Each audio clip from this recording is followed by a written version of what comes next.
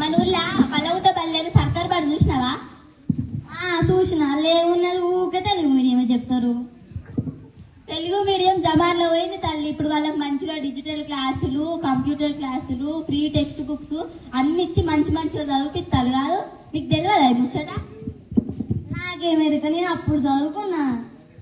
అప్పటికిప్పటికి మొత్తం మారిందమ్మా. వాళ్ళకి వచ్చే సంవత్సరంకి వెళ్ళి 25 వస్తువులతోటి కిట్ ఇస్తాలు. నువ్వు కోరుకున్నట్టే సాక్సులు, బూట్లు, డిక్షనరీలు, ఇంకా నువ్వు కొనియని అన్ని ఇస్తాలు వాళ్ళకు. మళ్ళీ నువ్వు టిఫిన్ పెట్టకున్నా మంచిది, వాళ్ళ బల్లనే పెడతారు. ఇక నుంచైనా మీ పిల్లల్ని వాళ్ళకి బడికి తోలు. మీ ఖర్చులు తక్కువైతే మీ ఇంట్లో అందరూ మంచిగా ఉంటారు. సరే పంపుతా. సరే మరి ఇన్ని చెప్పినా కదా, మనకేం పోయావా? పోతావు.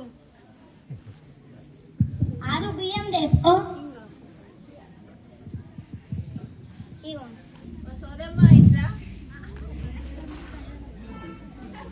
అంటే మీరు బడిబాట బట్టి అందరికి చెప్పాలి మా బళ్ళకి రమ్మని. మీరు చెప్తలేరా? చెప్తున్నామమ్మా, ఇంటింటికి తిరిగి మా పాఠశాలకే పిల్లల్ని పంపించమని చెప్తున్నాం మేము. అయినా వాళ్ళు ప్రైవేట్ స్కూల్కే పంపిస్తున్నారు కొందరు.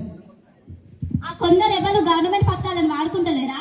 అన్ని పథకాలు వాడుకుంటారు, అన్ని గవర్నమెంట్ పథకాలు వాడుకుంటారు, కానీ ప్రైవేట్ బడి పంపిస్తున్నారు.